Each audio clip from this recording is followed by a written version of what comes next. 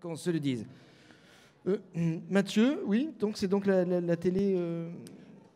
Non, ce soir, ce n'est pas la télé facile. C'est l'histoire, ça sera la quête du petit Zoonours. Ah oui.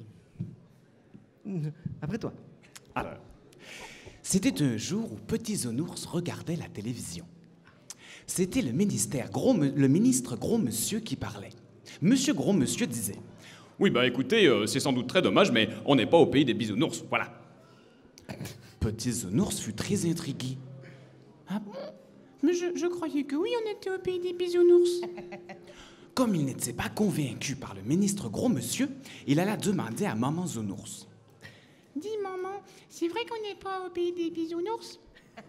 Oui, mon chéri, hélas, c'est vrai, on n'est pas au pays des bisounours. Mais toi, t'aimerais bien qu'on soit au pays des bisounours? Ah oui, j'adorerais ça. Et pourquoi on n'y est pas? Eh ben, le monde qui nous entoure est cruel parfois, il faut se battre, il y a des gens méchants, des maladies, tu vois?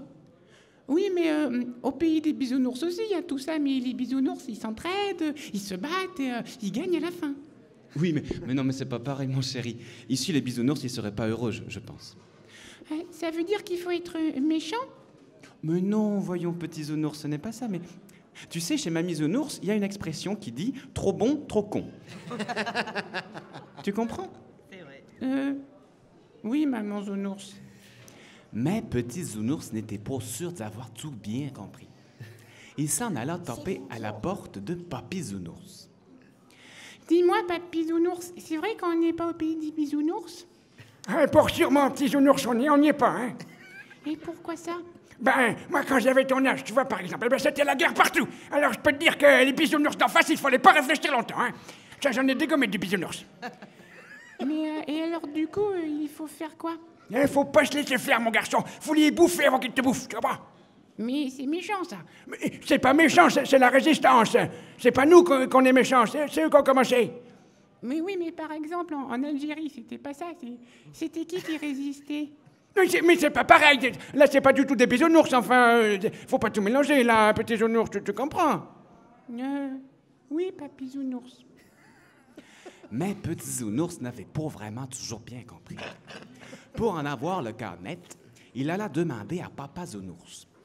Papa Zoonours, qui avait toujours été très engagé dans le syndicalisme, était en première ligne à la manifestation pour la préservation des emplois à l'usine d'engrais chimiques Gros Sonto, où il travaillait depuis 13 ans. Salaud, rendez-nous nos emplois. Dis-moi, Papa Zoonours, c'est vrai qu'on n'est pas au pays des bisounours? Ah bon, ça, c'est sûr qu'il n'y est pas, c'est bien vrai. Qui c'est qui t'a dit ça? C'est le ministre de l'économie, monsieur Gros Monsieur. Ah bon non, bah alors lui, c'est un sacré connard, hein. Mais enfin, pour une fois, c'est vrai que ce qu'il dit, il a pas tort. Et mais pourquoi on n'y est pas? Bon, tu vois, on est tous exploités, voilà pourquoi on n'y est pas. On est toujours exploités par ce salopard qui nous exploite jusqu'à la corde. Il y en a marre. On est complètement pris à la gorge, hein. C'est la loi de la jungle, ici, on est des animaux. Tu comprends, mon gamin? Mais Papa Zoonours, les humains, c'est pas exactement pareil que les animaux, parce que, par exemple, nous, on va voter. Alors, mais ça, c'est de la connerie, ça. C'est pas parce que tu votes que t'es mieux qu'un animal, hein. C'est pire, même. On est comme des moutons qui vont s'isoler dans un abattoir, alors tu vois. C'est la gêne ici, c'est la sélection naturelle qui fonctionne, et puis c'est tout, mon gamin. Si t'es pas sélectionné, paf, tu crèves, hein. Faut pas se laisser bouffer, hein. On est là pour pas se laisser bouffer, hein. Tu comprends? Oui, Papa Zoonours. Mais en fait, petit Zoonours ne comprenait toujours rien. À ce moment-là, M. Gros Santo, le propriétaire de l'usine d'engrais chimiques, passait par là pour organiser son bureau après les négociations ratées avec les partenaires sociaux.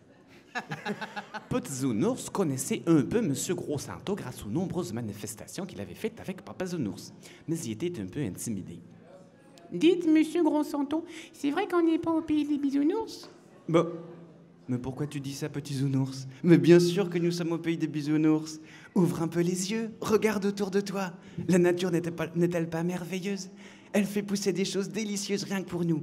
Et puis, quand on a froid, on met un pull. Quand on a chaud, on met la clim. Quand on veut se déplacer, on prend le TGV. Quand on a faim, on se prépare une bonne bouillie. Et non seulement on n'a plus faim, mais en plus c'est délicieux. Pourquoi voudrais-tu que ce ne soit pas là un monde de bisounours? Et crois-moi, plus longtemps ça restera comme ça, plus on sera heureux. Oh bah, mais vous êtes bien le seul à penser comme ça, vous savez. Ah bon? Tu es sûr? Voilà qui me paraît bizarre. Oui, les autres, ils disent qu'on n'est pas au pays des bisounours et qu'il faut apprendre à se blinder pour pas se laisser bouffer par les méchants. Oh, les pauvres. Ils doivent être bien malheureux, ceux qui pensent comme ça dans notre merveilleux monde de bisounours. Ah, que veux-tu? Ils ne sont pas adaptés à leur milieu naturel. Il leur faudrait peut-être un monde pour eux tout seuls. Dis-moi, tu chercherais pas du boulot, toi? Pourquoi vous embauchez?